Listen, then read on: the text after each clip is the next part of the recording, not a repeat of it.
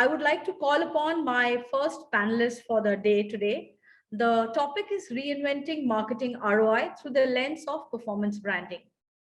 Our panelists need no introduction as they have been in the helm of industry for a long time. The session will be moderated by Anita Nayyar, ex-head customer strategy and relationships, Z5.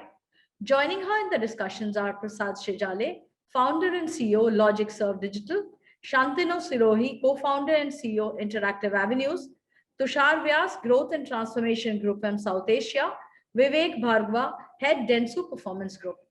Over to you, Anita. Before I take my goodbye for now, I would like to specially thank my team who's helped me in putting this thing together. Thank you, friends. Thank you. Over to you, Anita. Thank you so much, Vijaya. Good morning, everybody. And Vijaya and Varun, thank you so much for having us on the panel. Start of the day, and it's all got to do with performance. So I'm hoping that everybody else across the day performs very well on the stage. So like Vijaya said, I think the men on the panel don't need any introduction. They are all masters in their field, and we are talking about performance marketing, and they're all masters in performance marketing. Like I said, I am the only jack here because I'm not an expert on performance marketing. And when during the course of one's career, when one learns digital, etc., I used to wonder, what is performance marketing? It's so boring. Sorry, Vivek, I'm saying the word boring, but I'm coming from a perspective that, there is no emotion in performance marketing. There is no romance in performance marketing.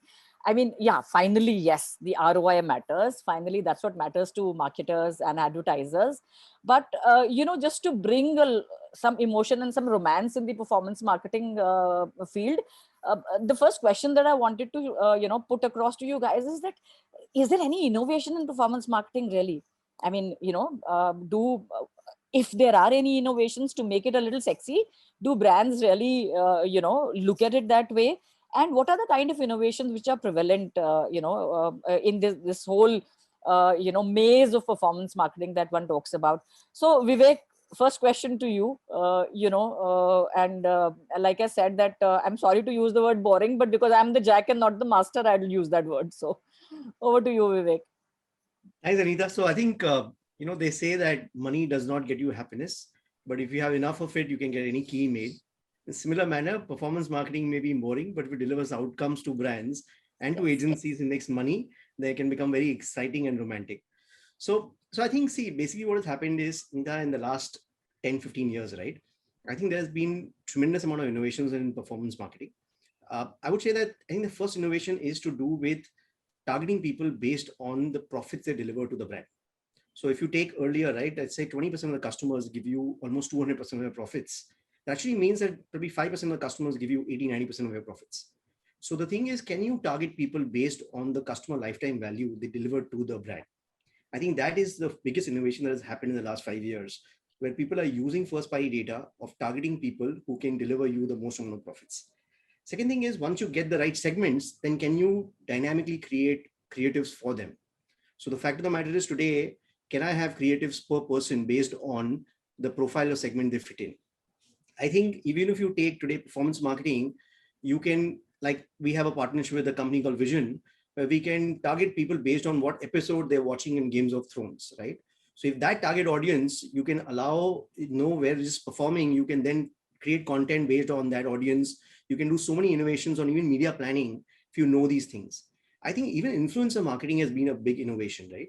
Today, I think influencers, so I've invested in about 8 companies in the influencer space, one in Estonia and one in UK also. Today, if you take the reach of Times, right, circulation will be 3 million, readership will be 15 million, but one influencer has 100 million plus reach in a way, right? So now the thing is, can you use influencers to do performance marketing? I think the last innovation that I would like to focus on is that I think the ad tech and the martech world don't talk to each other effectively. So if you can target people, and that funnel can go all the way to the marketing, where you sell to the person and then he becomes your advocate. That connection, I was doing it 15 years ago for a bank, where a person would search for a keyword, and based on the search keyword, we would actually make a phone call based on that keyword. So I think that connection is something which is missing. Today also, you see an ad of a keto salad, you download Swiggy, then you see a pizza offer. I think that chain is broken. And technologies that will actually connect both the ad tech world and the martech world, I think are the brands that will win. So I think in the D2C sector, the way it's increasing, they don't have a choice but to master all the innovations of performance marketing to actually succeed in this world today. So very interesting, Vivek, because, one always thought that performance marketing was all about tech. And interestingly, whether you're using it for targeting, whether you are using it for DCOs, or whether you are using in the era of influencer marketing, which is gaining a lot of steam and buzz these days, I think it's interesting to see that there is finally some romance there. Tushar, what are your views on this? Yeah, I'm just like to build on what just Vivek said, right? I think as an industry, we need to look at the broader definition of innovation, right? I think classically we have looked at innovation in terms of how do we engage with the consumer. But I think there is also dimension in terms of how creative we are in providing solution, how innovative we are in providing solution. And solution come in multiple ways, right? In terms of plumbing data, making two systems to talk, identifying new audiences, discovering new source of businesses, right? I think all these are also absolute business joy, and many times it helps shorten the consumer journey. It's not only brings a delight to business, but brings a delight to consumer also, right? Basically, if consumer is clicking, doing a fry click and doing a transaction, or doing a 10 process to reach a transaction, if you shorten it to 2, it's not only good for consumer, it's good for business. So I think all this value you are bringing. So starting point for anything which to do with the performance marketing is the consumer journey. So if you are understanding consumer, you are reading the data signal right, and then building your innovation layer on top of that, and then that's ultimate joy, ultimate outcome there. Yeah, sure. I completely agree. I think the word innovation per se in yesteryears used to be anything which was different from the normal. But today, in today's day and age, everything is different from normal. I mean, that normal doesn't exist any longer.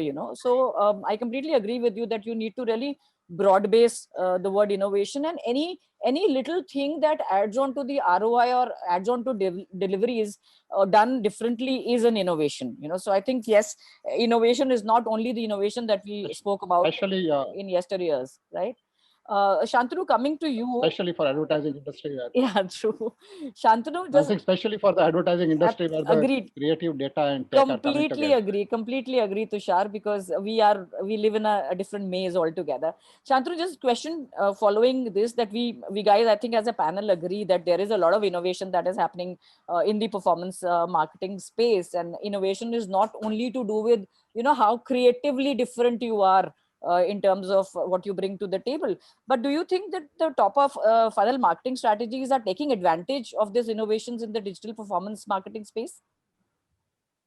Uh, yes, Anita, let me start by just building upon what you said, that what is innovation, what is brand marketing versus performance, the difference, right? So somebody does a jacket on a newspaper and that used to be called innovation, right? Right. Or you had a product placed on the table of the judge in a reality show, and that becomes innovation. So our definition of innovation, firstly, needs to be separate. And let's see where we need to innovate. We need to innovate in the modern day context of the consumer, where it is possible to have data signals about the consumer and reach out and talk to him at the level of one. That's the first thing. So the innovation and performance can happen right across the funnel. You were talking about top funnel strategies. It's absolute hardcore performance, even on top of the funnel. My favorite example is, let's say you look at a luxury car brand. Let's say we look at BMW. And at one level, you can pick up all the data for people who are, we look at a journey of consumer flow, starting from trigger to seek to evaluate and finally purchase. It's pretty standard. You can say it another way, it's standard. So you are tapping into expressed demand, and there's enough data around it. So you know a person who's looking at a similar price point car, somebody who's in the seek phase. You can be looking at somebody who's evaluating you or your competitor or ready to upgrade. And that is when you deliver the advertising to them. That's the classical definition of what we say performance marketing. If finally it's going to result into a test drive and a sale, and in the auto category, it could vary from 30 days to 60 days. The 90-day cycle is over now. At the same time, for the same luxury category, if you want to really expand your market, so this is the red ocean. Everybody is competing and trying to sell you the car. Right. If you want to build brand preference, then what are the levers that you need to play on with your consumer, and how do you define your market? So if you look at your brand as something that is it's not the first car, it's not a mobility solution, it is celebrating success in a way. And if you look at that and then you say, what are the options in today's world, in today's day and age for this guy to celebrate? International holidays seem to be out, right? And that could well pay for the cost of half the car. Right. There could be diamonds that are a substitute, or maybe he's looking at a weekend getaway home. So the moment you start looking at that, then you look at brand levers of where is this guy and how do I get him to, how do I romance this guy necessarily with my brand? And that is top of the funnel, but finally it translates into more people converting and selling higher cars. So that's how I look at it. And we will, over the course, talk about multiple other categories, maybe, but it's there. Whatever you're doing on top of the funnel is actually generating the demand, which results in something at the bottom. So it's as performance as marketing gets. So I completely agree with you, Shantanu, on that. So the softer aspects on top of the funnel actually are going to entice the consumers, which finally results in conversion. So you are absolutely right in saying that you cannot look at top funnel and bottom funnel, separately, because obviously the whole journey is connected. Interesting example on the BMWs. I'd go for the diamonds, but one doesn't know where to wear them these days, and one doesn't have the money.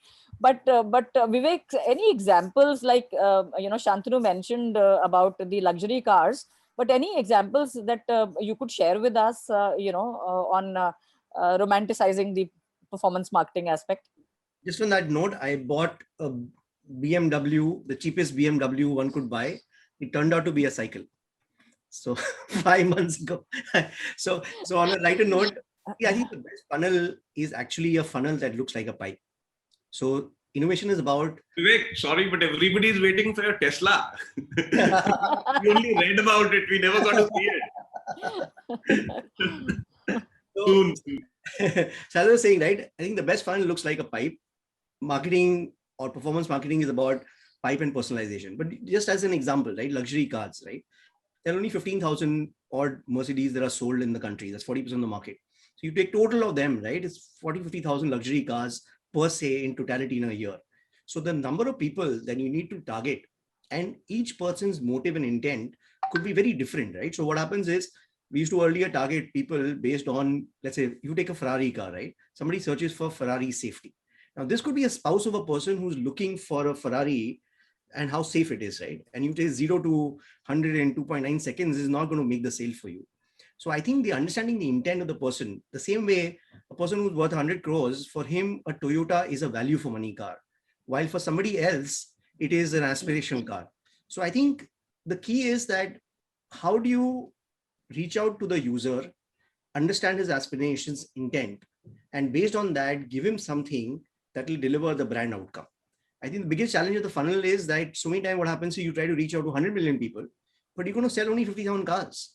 So the rest of it is going to get wasted, right? So even if you take branding or whatever.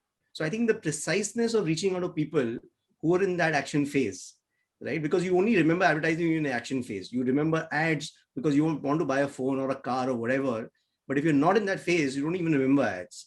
So performance marketing allows you to get that top of the funnel and the bottom of the funnel like a pipe, and then personalize it for each user trying to reach out to deliver the brand outcome the brand is looking for. Sure. Prasad, coming to you, we've been talking about both branding and performance marketing. as Vivek rightfully put, that you can only remember an ad because if you are in that mode, to buy a product or a brand that you're talking about, and that is when you are most receptive to any kind of advertising there. Or you remember an ad because it's beautifully crafted, it's a great creative to that extent.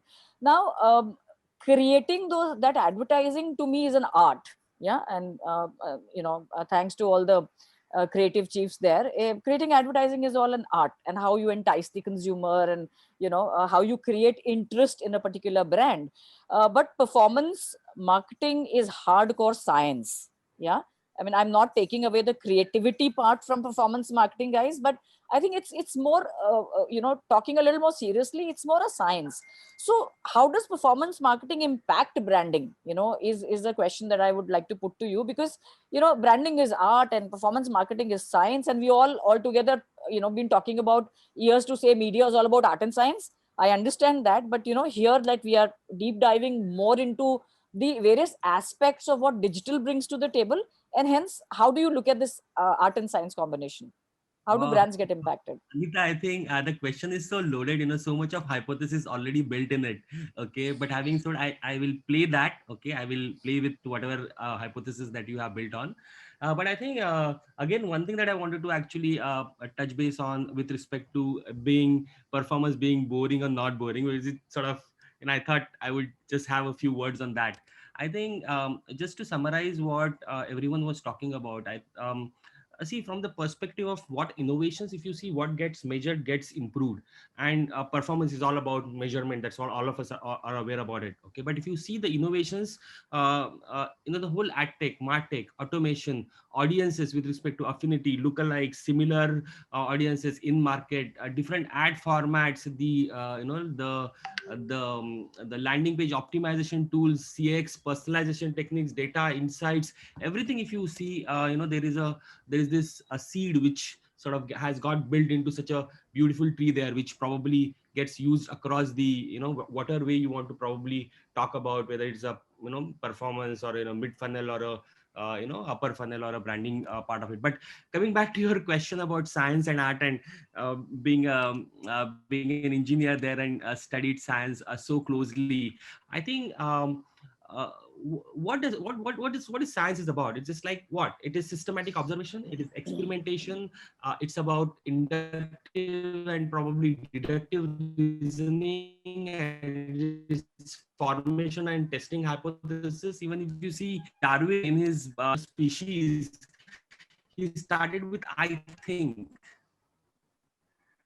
The first two words are I think. Okay. And that is where I would marketing talks about, there's nothing sacrosanct. Okay. There's nothing sacrosanct. Things are changing so rapidly.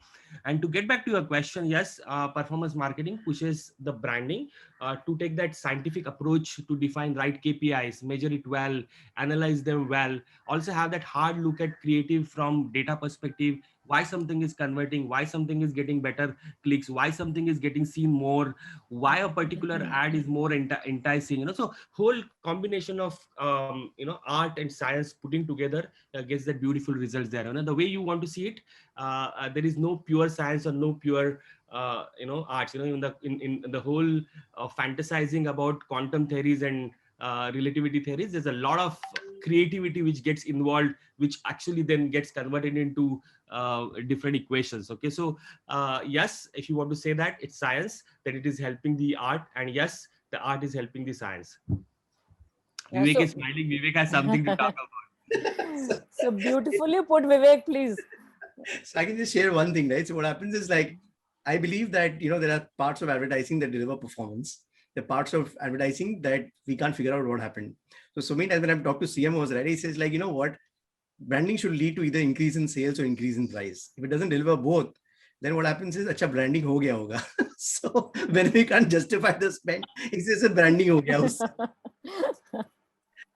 No, I completely agree. It's almost like, when you talk about advertising, you don't know which 50% of advertising is going waste actually, and which is the 50% that is making sense. Shantanu, coming back to you, I'm sure everybody on the panel agrees with Prasad has to say, but any point of view on the art and science piece? Be good to hear from you. So I think the 50% that gets wasted was figured out a long time ago. I don't think that's the challenge anymore. It's about if you can look at and understand beyond, TRPs, is when you can. It takes some amount of courage to make a drastic shift. Uh, I have a question on that to later. Vivek's point, and I hope he doesn't go after me later because he enjoys doing that. But Ferrari, for instance, he was talking about Ferrari, right? And I'm sorry, cars and bikes are my passion. What more will men talk about, yaar, If cars? Ferrari did not do the top level, the pure brand performance, if the brand wasn't performing, if there weren't thousands and millions of searches. By the way, I don't want to show a single ad to anybody searching for Ferrari price, buy a Ferrari, because you'll find millions in India, right? You don't want to do that. All you want to ensure is that it is desirable. So the brand needs to do everything that makes it desirable to those millions of people, which is why they will sell the 10 in India and the 200 overall in the world. Yeah. So that's just that. On the larger point that was being made about the art and the science of it, there's no art and science of it. All the art is being today measured with science. So if anybody is saying, I don't know what the outcome of that is probably not doing the homework right. There is nothing which cannot be modeled back to a signal which picks up. I'm not saying an absolute. I'm not saying you spend 50 and you get 550. That's not the math. But what is the delta? What's the lift? That is something that can always be seen. It can be seen quickly. It can be seen mid-campaign. And that is why the entire optimization and the rest of it happens. But if we have to go back, classical advertising still, the classical tenets of marketing and communication still holds.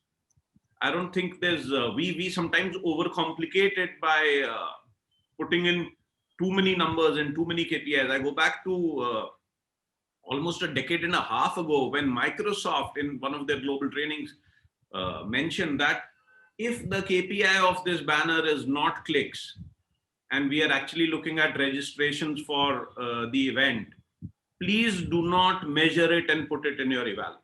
So we know that there are so many clicks and then so many whatever, so on and so forth, but do not distract us by putting in what the absolute number of clicks or the CTRs were. So I think there are too many metrics, and it's our collective responsibility to, instead of jargonizing, sometimes talking back at an absolute basic language that marketers understand. No, I completely agree with you. I think it was kind of a cliched question, but I think the boundaries between art and science are blurring really, because one lends itself to the other. And talking about the 50% wastage, you're again absolutely right, Shantanu. With digital coming in, I don't think there is any wastage, so to say. I mean, I know for sure that when on television one advertises and one cannot really question the reach of television too much, and in a country like ours where we the marketers and the advertisers still feel that television is there to stay for another decade or so, but I think the 50% which is making a lot of sense is something that can be evaluated, that can be measured, and there is a matrix which you can circle back to say it's not getting wasted. Anita, sorry, if I can just get in one more point in. Sure. It's often also we are looked at, or it's understood that, hey, these guys are saying digital is the solution, etc. Trust me, what we're talking about, and I know at least with Tushar, I've had many such conversations, this is media agnostic. So if we are talking about performance, and I can't share specifics with it, but for Spotify, we see the merit, we see what happens when we run television plus digital versus just digital. It's not just that, but it's measured. So we are able to justify, or we have a very good reason to run TV when we run, or not run TV when we don't. Yeah, agree. See, the key to the whole thing is that it's measurable and accountable today. That is something which is extremely important. And coming to you, Tushar, I think we as ad agency people, or we as the tech people, or whoever, whatever our expertise is, we forget, because we are so lost in our own world of expertise, that we forget that the consumer is not looking at whether I have a strategy which has a TV plus print plus outdoor, right? It is the various touch points with which you kind of connect with the consumer. And he's not interested in whether I'm putting 5% on digital or I'm putting 100% on television. It's where I am connecting with that consumer, finally making, getting into his consideration set as a brand, getting into his preference area, and then finally really getting on to the conversion piece.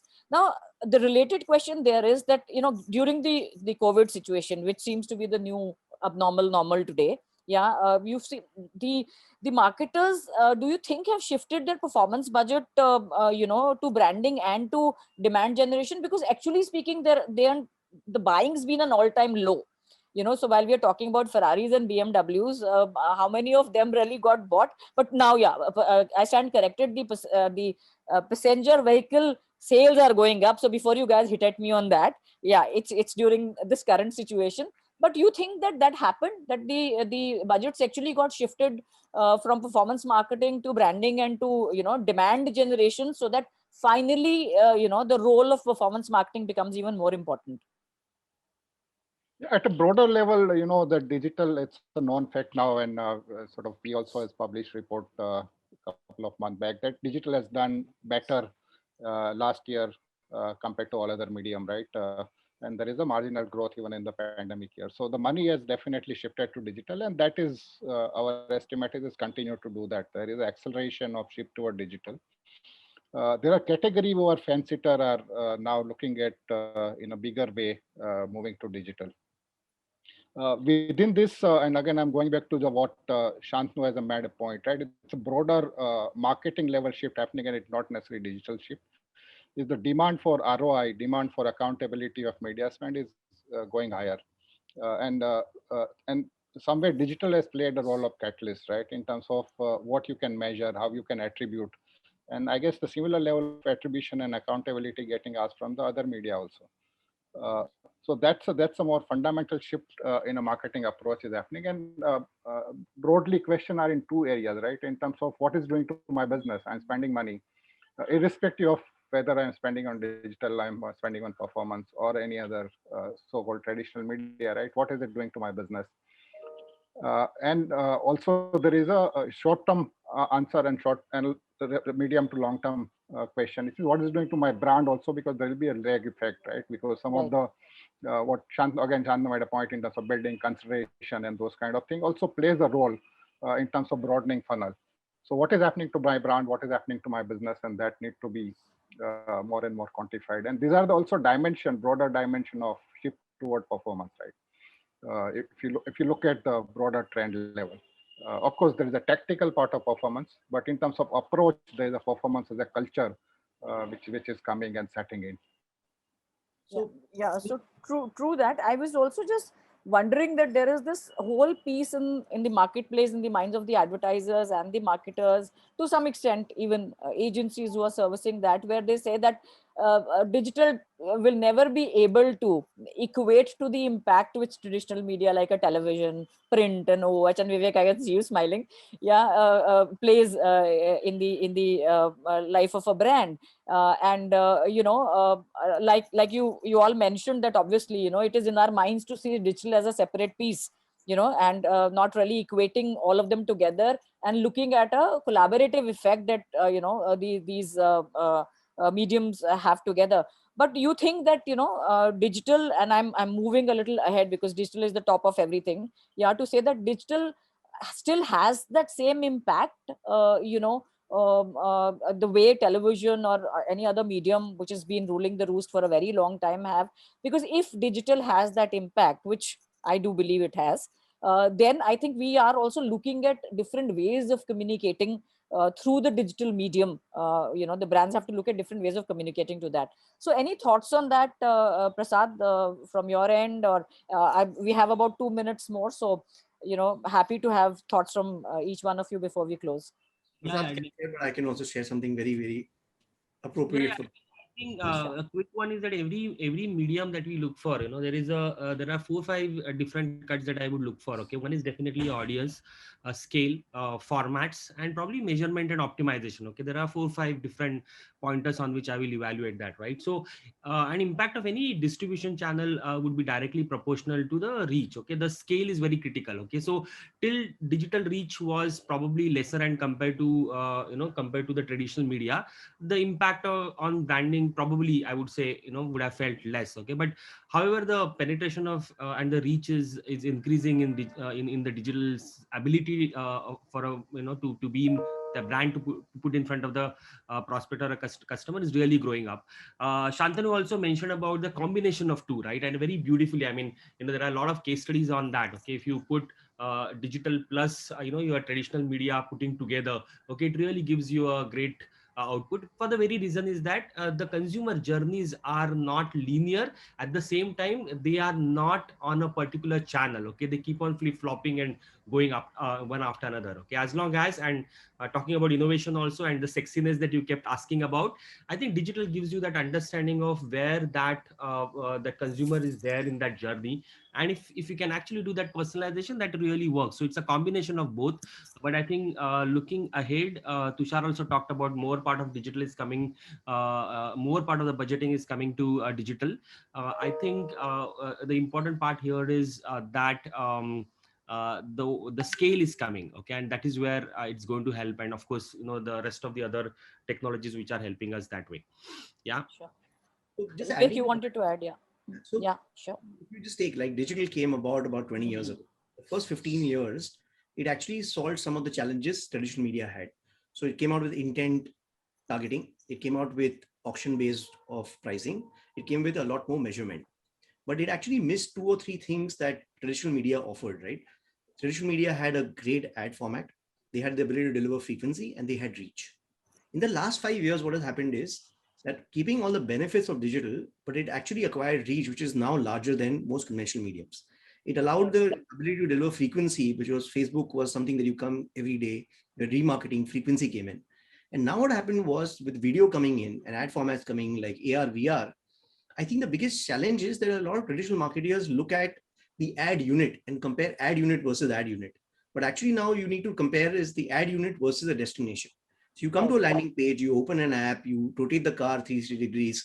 So basically what happens, as soon as you start comparing the ad formats, there are a destination of digital with the traditional ad formats of interrupting content, right? Digital has a more powerful way to communicate to users, right? All the ads that we saw before this panel started was on digital, but it had an impact because we were forced to watch it, right? So the fact of the matter is, today, once your reach, frequency, as well as ad format has caught up with traditional media, right, then this combination of these 6 things is very, very powerful. And that's why a lot of brands now are using digital to accomplish whatever brand outcomes they desire. Sure. See, we And can go on for the entire. Sorry. Yeah, you wanted to. One point I wanted to make, yes, one Tushar. fundamental change which has happened is basically, the epicenter used to be what media and media vehicle, right? The epicenter is more consumer now. Agreed. And what you understand of the consumer, what's a consumer journey, that is becoming central. And that's a fundamental shift from a basically medium-based planning to now audience-based planning, right? And that's I think the broader change which is happening right now. Sure, I completely agree. We can go on the digital aspect for the entire day before Vijay and Varun ring a bell. I think we are we started 3 minutes late, so we are only 1 minute up on the timing that we have for the panel. Guys, thank you very much. Like I said, I was the jack in the whole panel, and lots of learning there from where, what is performance marketing all about. And finally, there is some bit of romance there, Vivek, for sure. Thank you so much. Pleasure interacting with you. And Varun and Vijaya, thank you once again for having us on the panel. Thanks, guys. Thank you. Thank you. Thank you. You have 10 minutes left, like less than 10 minutes. But yeah, you can go for a Q&A from the Q&A box for some more points. Yeah. Yeah. So are there any questions? There's just, I think I can see only one question. When you say digital helping in understanding the ROI, what do you mean by digital in this context? I think we more or less answered that question, but anybody, I mean, Shantanu, if you want to add something to it. I don't know if that is particularly addressed to the Spotify question, the Spotify remark that I made. Uh, but be it Spotify or anywhere else, I think digital helping understand the impact is you launch a car and you run a TVC, or you launch a shampoo and you run more for cars, because it varies from category to category. You are able to see a uplift in organic search, right? Okay. And you are able to attribute that across total exposures that you're doing across various media. And that helps you know the relative efficacy of each one of those. And beyond that, there is complicated modeling. You can look at by the GRPs being delivered hourly, and with that, what the impact is, and so on and so forth. So that will become too technical, but essentially, the signals of how your communication is faring are picked up through behavior in digital. It also gets picked up through social monitoring, through chatter, through what is the kind of conversation which is happening. Conversation.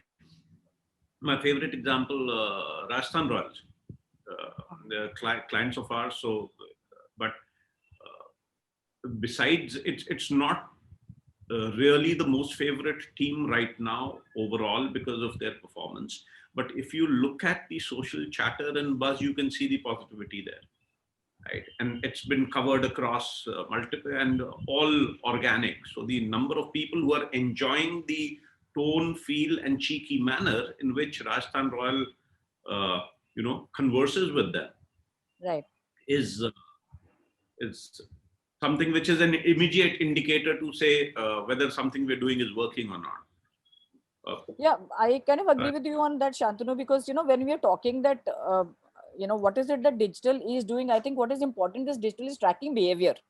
And once you track behavior is when you get your, focus points to hit at the audiences. A couple of more questions. Which is the category where performance marketing works well? Anybody can, take on that question. To my mind, I think it works well everywhere. Now that you guys have answered all the myths that I have in my mind, but anything particular, Tushar, you'd like to take that? Yeah, and again, if I go with the classical definition, anything which is transaction, anything which has got a commerce, that's a good starting point, and I'm limiting it to sort of optimization piece of performance, right? So that your starting point, you start with the filling up the bucket at the bottom, and then once you reach a saturation point, then you're going to try and expand the funnel. So anything which is in a transaction, anything which has got a commerce angle is a good starting point. Maybe I can just add that I think basically repeat something what Microsoft said once, right? I think we believe that performance marketing should get a fair share of the market, and a fair share is 100%. So, I like that. Category that requires a business outcome, that's where performance works best, because you're designing a business outcome and you have a measurable medium that delivers that to you. But I think just adding to what Shantanu was answering, right? One quick thing is that today, if you put, let's say, a first party audience, which is your most profitable customers, into some platforms, right? Like one of the platforms that we have, it gives you lookalike audiences which are transparent in nature. So it tells you the psychographics of their audience. Once you know the psychographics, you can use it to create content. You can use it to refine your creatives. You can use it to buy media on television and other platforms. So the thing is, there is so much of knowledge that digital collects about your most profitable customers. There are so many multiple ways of using that knowledge to make your marketing more effective. So that was like sort of one of the answers that probably that question was asked. Yeah, absolutely right, Vivek. In yesteryears, one used to look at demos, and today you're only looking at behavior and psychographics. Because if you look at behavior and psychographics, you know your guy. Most important thing is that's where you know your guy, and that's where you can, do targeting, as you said that, perform to in the beginning of the panel, that performance marketing is where you are actually targeting your customer. And the other aspect is that hardly any wastage, which we've been talking about. Maybe television today, in spite of its reach, one doesn't know where one's money is getting wasted. So if you have to kind of go to a really focused audience, but you have to broad base your advertising on television, obviously there is an element of wastage there. There's another question is, how can very small scale local businesses use digital? I mean, I think it's a very broad based question. To a large extent, you guys have answered that, during the course of the conversation. But any tips that you want to give this gentleman who's asked that small scale local businesses using digital? I think The small one scale thing, local business one thing should that only comes use to my digital. mind, it really works. Optimize your presence on Google Maps. Yes. That's all you need to do, because the kind of local search is happening. And this is anecdotal. I was spending some time with a laser engraver come etching guy, and he said the number of people who turn up because they found me on, I asked them and they said they found me on Google. So be present in search. That's the start point. The other is platforms like uh, what is this, in India Mart, etc. That's again something which generates a lot of actual business for people. So optimizing your digital presence, you don't really need to go spending. If you had to spend, you can do hyper local again. That's possible, but that would be phase 3. I think the earliest successes for small businesses are to be found in optimizing their presence, ensuring their number is right, the address that is showing is right, and ensuring that they come across the 3 or 4 top platforms which come up in search. Yeah, I think the small scale local businesses, for them, search, and as you rightfully said, being present on Google Maps, and it doesn't cost you too much money, by the way, rather than making it broad based. We'll talk about this, because I think digital is way of thinking. Okay. And if you go back a year back, wherein the local businesses have a lot of personal sort of interaction with us, right? In terms of, so if I've seen over the last 12 months, my wife is sort of ordering a lot of stuff on WhatsApp now, okay, for the local guys. Yeah. Okay, so do you consider that digital? I would definitely say yes. Apart from, you have to be listed on GBM and Google My Business and local inventory and so forth. Marketplaces, there are a lot of tools that you should use it. But I think the very fact that I think local businesses can interact with their prospective customers or customers on that WhatsApp and provide that service itself has made a lot. And of course, Google Pay and whichever Phone Pay and whichever the internet payment system that which have happened there. Okay, so I consider that also as a part of digital, though may not be just the media part of it. Sure. I think one last question, and to my mind, we've answered that. But what are the parameters one should look at when going for performance marketing? I mean, that's what the whole discussion really was. So I'm sure whoever has asked this question would have gotten his answers before he asked this question. Yeah. To my mind, I completely agree with you. I think also as a consumer, digital is only in the minds of the advertising agencies and the brands. Yeah. As a consumer, it is me. You are connecting with me on a touch point that I am from a behavioral perspective touching, right? So that's where we are. I think that is the end of. My God, there's some more questions. Varun, do we have time for questions? I'm sorry, we don't. I'm But sorry. Okay, all right. Yeah. I thought as much, but thank you once again, guys. Thank you so much for enlightening and great learnings. Thanks. Bye bye. Stay safe. Bye bye. You too. All take care.